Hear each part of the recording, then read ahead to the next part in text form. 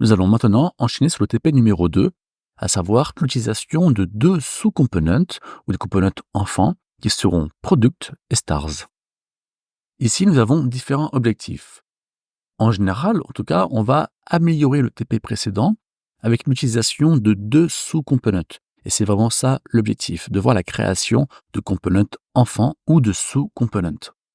On va voir que ça va être utile pour factoriser le code, qu'on va aussi beaucoup améliorer la qualité de celui-ci. Et enfin, on va aller voir au niveau de la doc comment utiliser les props et les slots. On a déjà eu l'occasion de parler un peu des avantages, mais on va les voir ici plus en détail. Premier avantage, la modularité. L'interface utilisateur est divisée en plusieurs components plus petits et autonomes, ce qui facilite la gestion et la maintenance du code. Deuxième avantage, la réutilisabilité. Puisqu'on découpe notre application en plusieurs components enfants, on peut alors les réutiliser ailleurs, ce qui favorise la cohérence et réduit la duplication de code. Tout simplement, c'est de la factorisation. Troisième avantage, l'encapsulation. Puisque chaque sous-component a ses propres données et ses propres fonctionnalités, cela permet d'encapsuler et de mieux isoler les différentes parties de l'application. Autre avantage très important, la performance. Vue.js peut optimiser le rendu et la mise à jour des sous-components de manière granulaire. Si on avait une grande page avec un seul component, la moindre modification fait qu'on met tout à jour. Alors que si notre page est divisée en 5-6 components, il y en a un qui change, seulement lui va être mis à jour au niveau du rendu, mais pas les autres. Donc, on peut donc mettre une mise à jour granulaire, de manière granulaire.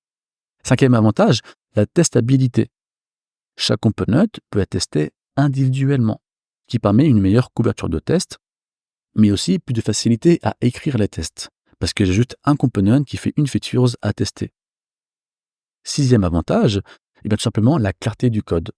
Le code devient beaucoup plus clair et plus facile à comprendre, car chaque component se concentre sur une feature bien spécifique. Dans ce TP, on va découper tout ça en deux grandes étapes. À droite, de nouveau, vous avez les différents points de la doc qu'on va les voir affichés en vert. Première étape, tout simplement, on va créer le component product. Deuxième étape, on va créer le component stars, tout simplement. Au niveau des points de la doc, pour le premier component, on va aller voir ce qu'on appelle component basique. On va aller voir aussi ce qu'on appelle la registration des components, l'enregistrement des components. On va aller voir les props, très important, on a vu les data, on a vu les computed, maintenant on va aller voir les props, les données reçues du parent sur l'enfant.